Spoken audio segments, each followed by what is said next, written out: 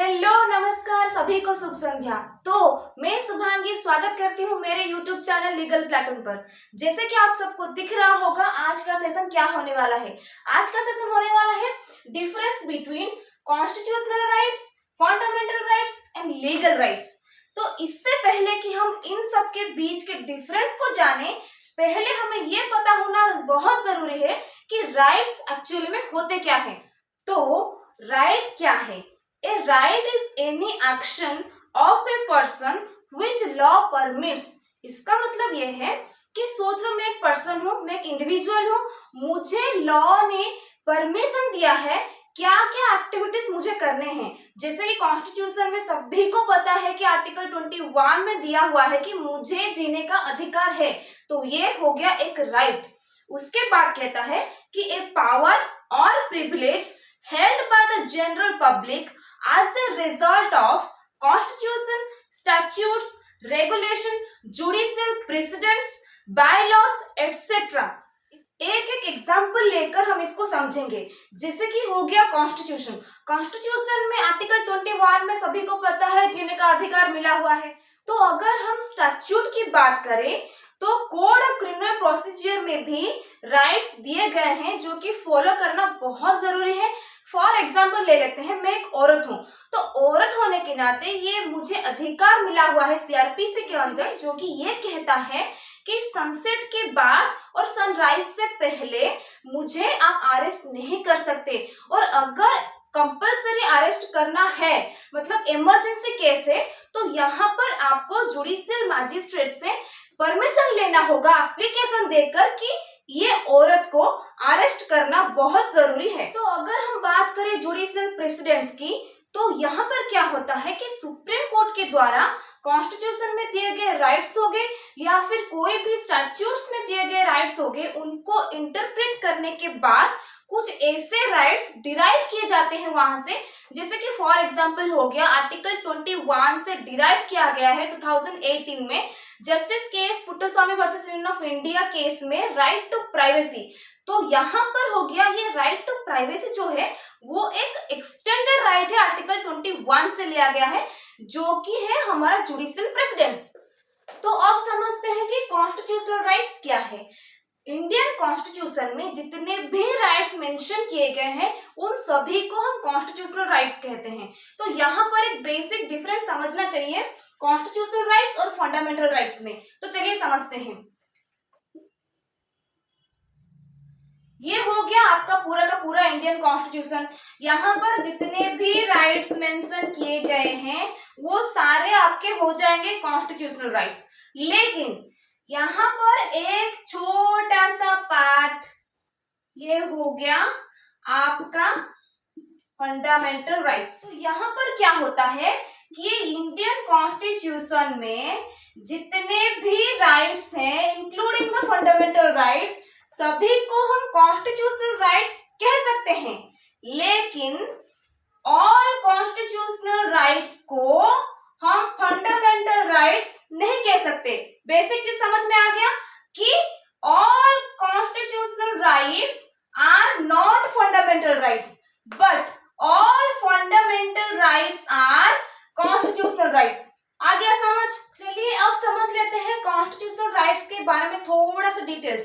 ठीक, जितने भी इंडियन कॉन्स्टिट्यूशन में राइट्स दिए गए हैं वो सारे के सारे सिर्फ और सिर्फ कॉन्स्टिट्यूशनल अमेंडमेंट के द्वारा ही बदले जा सकते हैं।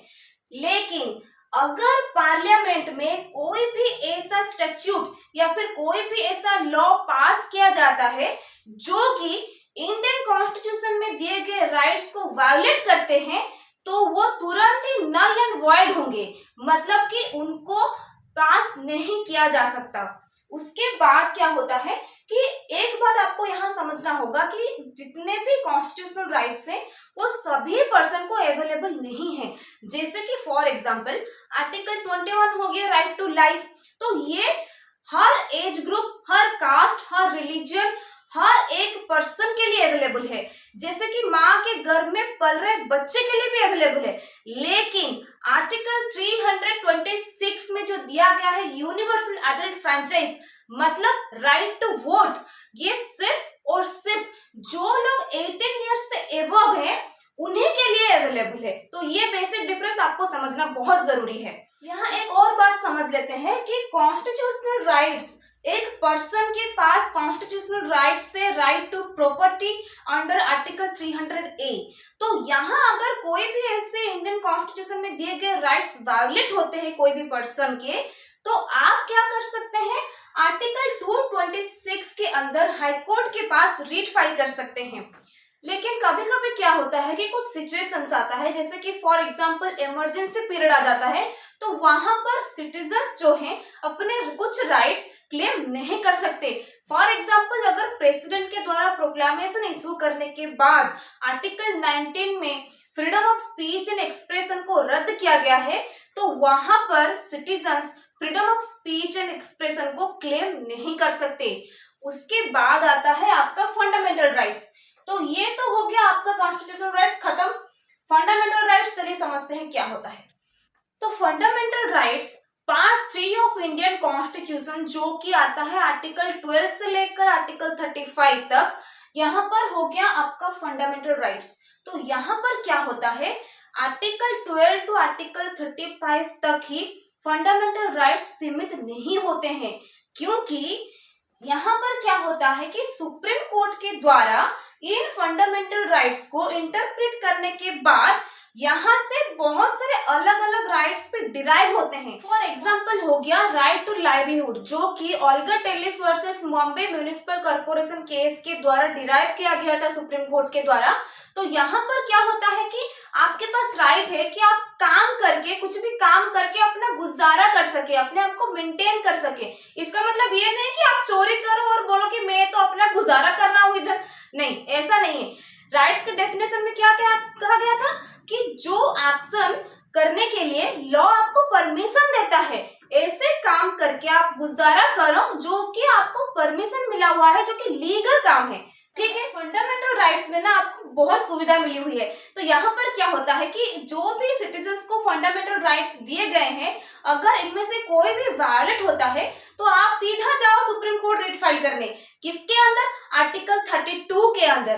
तो इसीलिए ही सुप्रीम कोर्ट को गार्डियन ऑफ फंडामेंटल राइट्स कहा गया है। तो यहाँ पर क्या होता है कि फंडामेंटल राइट्स ना आपका basic structure of Indian constitution में इंक्लूड होता है, क्योंकि फंडामेंटल राइट्स जो है इनको कोई भी वायलेट नहीं कर सकता, चाहे वो इंडिविजुअल हो, चाहे वो गवर्नमेंट हो, चाहे वो लेजिस्लेचर हो, चाहे कोई भी हो। इसलिए फंडामेंटल राइट्स लेजिस्लेचर के लिए एक बार माना गया है, जैसे कि पार्लियामेंट के द्वारा कोई भी ऐसा स्टैट्यूट पास नहीं किया जाएगा जिसके द्वारा सिटीजन्स को मिले हुए फंडामेंटल राइट्स वायलेट होते हो। तो फंडामेंटल राइट्स पढ़ते वक्त आपको दो चीज ध्यान रखना बहुत जरूरी है। कुछ ऐसे फंडामेंटल राइट्स दिए गए हैं जो कि ऑल सिटीजन्स को दिए गए विदाउट एनी डिस्क्रिमिनेशन। यहाँ पर चाहे कोई भी रेस हो, कोई भी रिलीजन हो, प्लेस ऑफ बर्थ हो, जेंडर हो, कोई भी बेसिस पर डिस्क्रिमिनेशन नहीं किया जा सकता। लेकिन कुछ ऐसे फंडामेंटल राइट्स भी है जो कि नॉन सिटीजन्स को भी अवेलेबल होते हैं। फॉर एग्जाम्पल आर्टिकल 14 यहाँ पर स्ट्रिक्टली मेंशन किया हुआ है कि ऑल पर्सन्स, इसका मतलब है citizens including the non citizens. तो यहाँ पर क्या होता है कि राइट टू इक्वालिटी जो है वो ऑल पर्सन्स को अवेलेबल है। तो यहाँ पर क्या होता है कि आर्टिकल 16 में कहा गया है कि equality of opportunity in public employment. तो यहाँ पर पब्लिक एम्प्लॉयमेंट में जितने भी अपॉर्चुनिटीज मिलेंगे वो सिर्फ और सिर्फ सिटीजन्स को ही मिलेंगे, नॉन सिटीजन्स को नहीं मिलेंगे। तो चलिए अब बात करते हैं लीगल राइट्स के बारे में। तो लीगल राइट्स की अगर बात की जाए तो मैं आपको एक सीधा साधा डेफिनेशन बताऊंगी जो कि सालमन के द्वारा बताया गया था। तो यहाँ पर क्या कहा गया है कि legal right is an interest which is protected and recognized by the rule of law. It is an interest which has its duty and disregard of which is a wrong. यहाँ पर क्या कहा गया है कि लीगल राइट जो है जिसके वायलेट होने पर उस एक्शन को एक रॉन्ग कहा जाएगा, एक पब्लिक रॉन्ग कहा जाएगा। तो पहले पॉइंट में क्या बताया गया कि legal right recognised by the rule of law. Rule of law क्या होता है, स्टैट्यूट्स होते हैं, एक्ट्स होते हैं जो कि पार्लियामेंट के द्वारा पास किए गए हैं। तो यहाँ पर सिंपली ये कहा जा सकता है कि इंडियन कॉन्स्टिट्यूशन को छोड़कर जितने भी अन्य एक्ट्स पास किए गए हैं पार्लियामेंट के द्वारा, वहां पर सिटीजन्स के लिए जो राइट्स मेंशन किए गए हैं उनको हम लीगल राइट्स कह सकते हैं। लीगल राइट्स के अंदर अगर हम एग्जाम्पल की बात करें तो section 50A of criminal procedure code ये कहता है जब भी आप एक पर्सन को अरेस्ट करते हो तो उसके कोई भी एक नॉमिनेटेड पर्सन हो गया, जो कि फैमिली हो सकते हैं, स्पाउस हो सकते हैं, रिलेटिव्स हो सकते हैं या फिर फ्रेंड्स भी हो सकते हैं, किसी भी पर्सन को आप इन्फॉर्म कर दो कि आपके रिलेटिव या फिर आपके दोस्त इस पर्सन ए को हमने अरेस्ट किया है, मतलब इन्फॉर्म करना जरूरी है। तो ये भी एक लीगल राइट हो गया। तो यहाँ पर एक केस आता है State of Rajasthan versus Union of India, जहां पर सुप्रीम कोर्ट ने ये कहा था कि legal right is a strict sense are correlatives of legal duties. तो जहां पर क्या होता है कि आपके पास बहुत सारे लीगल ड्यूटीज भी हैं, उसके कोरिलेटिव्स में आते हैं आपके लीगल राइट्स। और legal rights are defined as the interest which law protects by imposing duties on other person. जैसे कि हमने पढ़ा सेक्शन 50A, तो यहाँ पर ड्यूटी क्या हो गया, ड्यूटी किसका हो गया, पुलिस ऑफिसर जिसने अरेस्ट किया हुआ है उनके पास ये ड्यूटी आ जाता है कि वो अरेस्टेड पर्सन के कोई भी फैमिली या फिर रिश्तेदार को इन्फॉर्म कर दे, कॉल करके या फिर कोई भी तरीके से इन्फॉर्म कर दे कि इस पर्सन ए को हमने अरेस्ट किया हुआ है। तो ये था आज का पूरा सेशन। अगर आज का सेशन आपको पसंद आया है तो मेरे वीडियो को लाइक करने के लिए बिल्कुल भी मत भूलिए, शेयर कीजिए, कमेंट कीजिए और मेरे चैनल को सब्सक्राइब करने को तो बिल्कुल भी मत भूलिए। तो चलिए आज के लिए इतना ही, टाटा।